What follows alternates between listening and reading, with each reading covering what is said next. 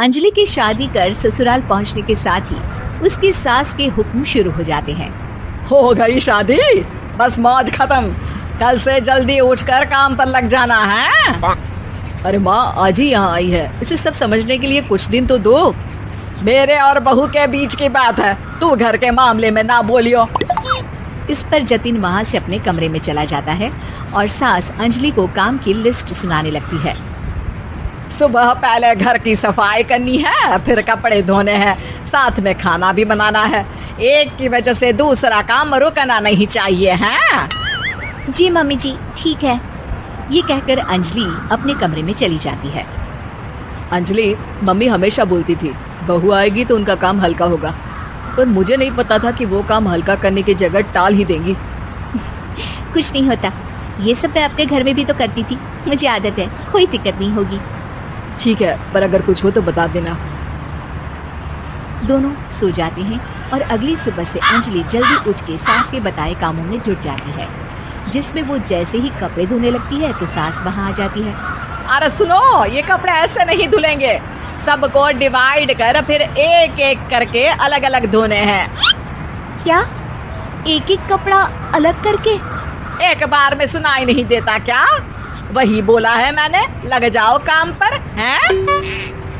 सास की बात मानते हुए अंजलि एक एक करके कपड़े धोना शुरू करती है, जिससे करते हुए आधा दिन बीत जाता है। अरे रे, सुबह से कब दोपहर हो गई पता ही नहीं चला, अभी तो खाना भी बनाना है। अंजलि भागते हुए रसोई में जाती है, जहाँ उसकी सास पहले से ही उसे खड़ी मिलती है। खाना बना लेना, देखो पहले पकोड़े तल दो और एक एक पकोड़े अलग अलग तलना, नहीं तो कोई कच्चा कोई पक्का रह जाता है। सास की हर बात में एक एक की कहानी अंजलि के समझ में नहीं आती, लेकिन फिर भी वो बिना कुछ बोले काम करती रहती है। अगली सुबह फिर वही शुरू होता है और सास एक बार फिर खाने के समय रसोई में आती है। आज क्या बन रहा है? वो जतिन ने भिंडी की सब्जी, रोटी और धनिए की चटनी बोली है, इसलिए वही बना रही हूँ। अरे वाह जी वाह, बढ़िया है। पर भिंडी एक एक करके धोना, फिर टोवेल से पोंछकर एक एक करके ही काटना, साथ ही धनिए की पत्ती भी एक एक करके ही धोना। अरे पर मम्मी जी। अरे क्या पर? सफाई का ध्यान रखना आता भी है या नहीं है? मैं ये सब सबकी हेल्थ के लिए ही तो कर रही हूँ ना, और तुम अर पर करती रहती हो हैं? सास की बातें सुन अंजलि हैरान रह जाती है। मैं तो सिर्फ सोचती थी कि जानबूझकर मेरा काम बढ़ाने के लिए ये सब करती हैं, पर ये तो काम बढ़ाने के साथ परेशान भी करना चाहती हैं। मैंने इनकी कौन सी बहस खोल दी जो इतनी दुश्मनी निकाल रही हैं? अब क्या करूं? अब अंजलि सास की बातों और हरकतों के बीच फंस जाती है। काम के लिए मना भी नहीं कर सकती, नहीं तो जाने कौन सा ड्रामा खड़ा कर दे।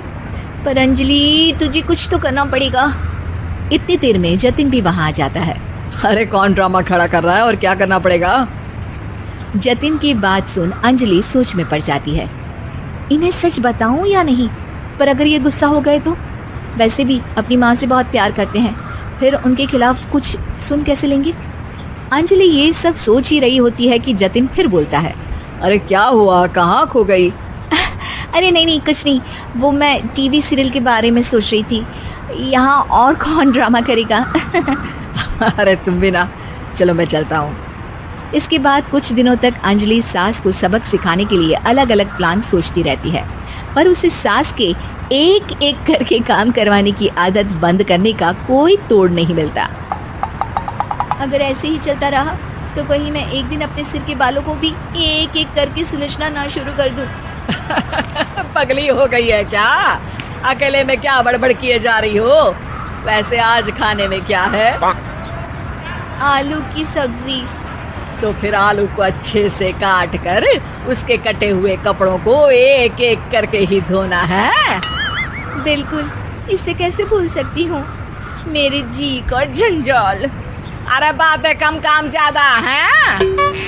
अंजलि एक बार फिर सास के कहे अनुसार काम करने लग जाती है, जिसमें सब्जी बनाते हुए उसके दिमाग में एक आइडिया आता है और वो सास को आवाज लगाती है। मम्मी जी सुनिए जरा, इधर तो आना। अंजलि की आवाज सुन सास रसोई में आती है। अरे क्या हुआ, क्यों गला फाड़ कर चिल्ला रही हो?